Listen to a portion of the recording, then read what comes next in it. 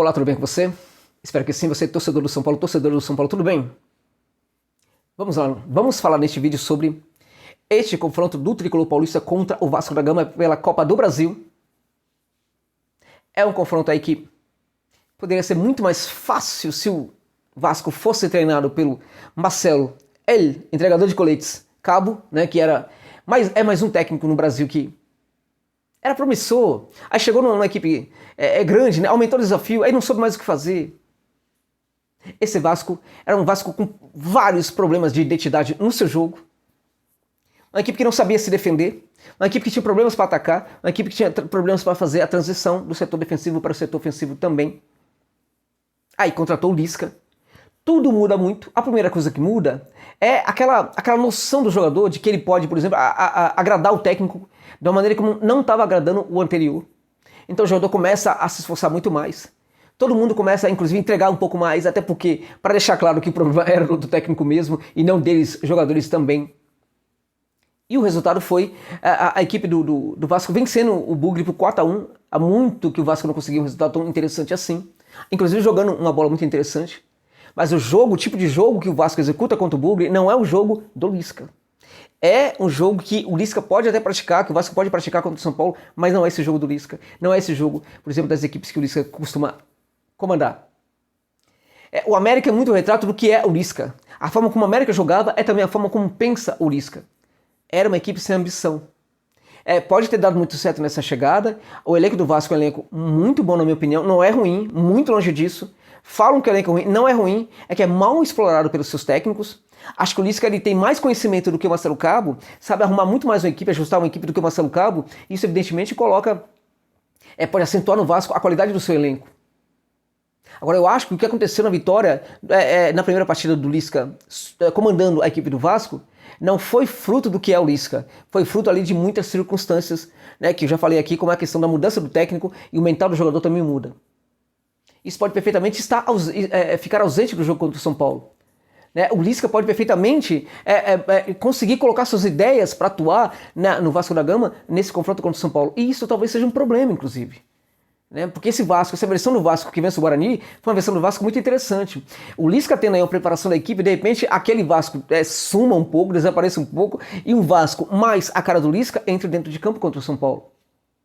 E aí, nesse sentido, eu acho que pro Vasco não é nada bom, não seria nada interessante. Acho que do ponto de vista do Vasco, o mais interessante é que a sua equipe pratique um tipo de futebol que a equipe viu, que os torcedores viram, perceberam diante do Vasco no primeiro compromisso do Lisca.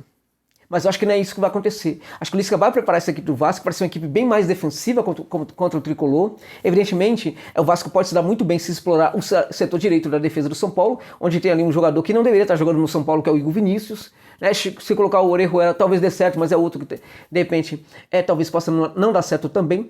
O Vasco faria muito bem se explorasse esse lado direito da defesa do São Paulo. Agora o São Paulo vai com seu time aí titular, evidentemente sem o Dani Olímpico, que está brincando lá em Tóquio, fazendo samba, inclusive, né, com 49 anos de idade, fazendo samba, brincando e tal. E o São Paulo aqui no Campeonato Brasileiro da Copa do Brasil, né, e na Libertadores também. Então o que acontece? Tirando o Dani Olímpico, né, a equipe do São Paulo vai com o que tem de melhor, provavelmente. Miranda já recuperado, já numa melhor condição física também. Né, essa zaga com Miranda, Arboleda, provavelmente Léo, enfim, vai ser uma zaga interessante sim. Rigoni já estará muito mais preparado. O Benítez vai entrar ainda que no tempo do jogo, ainda que no primeiro tempo. Se entrar no tempo, tem que ser o primeiro tempo, para o São Paulo já conseguir fazer gols logo de início. Né? Nesse primeiro jogo, o São Paulo precisa sim já tentar vencer o Vasco da Gama. O Vasco da Gama, na minha opinião, vai tentar fazer um jogo contra o São Paulo muito mais defensivo. Um jogo de especulação, que esse, infelizmente, é um jogo do Lisca. Não estou falando que está errado, que está certo, mas é o jogo que ele pratica. É um jogo que pode perfeitamente dar certo, pode ser muito eficiente. Mas uma coisa que a gente às vezes se esquece aqui no Brasil é que montar a equipe defensiva também não é uma coisa tão fácil assim. O Vasco vivia muito desajuste sob o comando do Marcelo Cabo. O Lisca ainda não teve necessariamente muito tempo para fazer esses ajustes na equipe. Eu volto a dizer, a vitória inicial não foi muito fruto do Lisca, foi fruto de circunstâncias também. Agora, acho que nesse confronto com o São Paulo, sobretudo no segundo confronto, acho que o Lisca vai sim começar a apresentar o seu trabalho nesse Vasco da Gama. Isso pode ser uma coisa boa para o São Paulo, ou pode ser algo muito positivo também para o Vasco da Gama.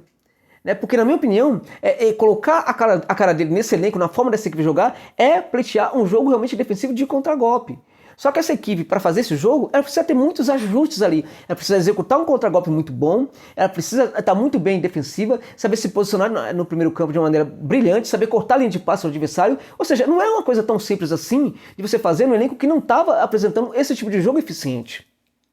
Então é claro que houve uma mudança no Vasco aí, mas eu diria para vocês que para o confronto contra o São Paulo, esse Vasco vai ser menos o Vasco do jogo contra o Guarani e provavelmente um Vasco aí que estará transitando muito rapidamente para o que pensa do futebol o técnico Lisca doido.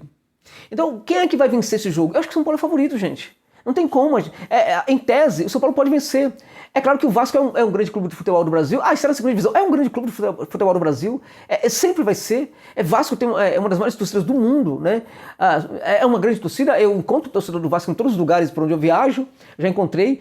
No interior do Equador encontrei torcedor vascaíno. É incrível, né? Porque o Vasco sequer é a maior torcida do futebol do Brasil. Mas eu já encontrei mais vascaíno do que flamenguista e corintiano, por exemplo, nesses lugares da América Latina por onde eu viajo.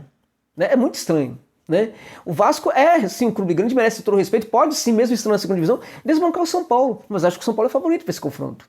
Eu vejo um jogo do São Paulo, ali com todos os seus problemas, eu vejo que o São Paulo deverá fazer esse jogo grande com o melhor que tem sob a disposição do Crespo, né? Os jogadores como Benítez, que entende muito bem qual é o jogo grande, jogadores como Rigoni, que tem um entendimento também do que é esse jogo, alguns jovens que vão acordar, o Sara, que não vai ser o Sara do jogo anterior, né? Que de novo do minicampo, aquela coisa do Sara, que às vezes some, desaparece, morre, depois volta, já acham que já enterraram ele, já estão na missa do sétimo dia, aparece de novo o Sara, enfim, ainda melhor que ele, ainda melhor, né? No caso dele, ainda bem, né? Porque no caso tem casos piores, como do Igor Gomes, né? Que aí é um jogo bom e 15 mil jogos negativos, ruins, né?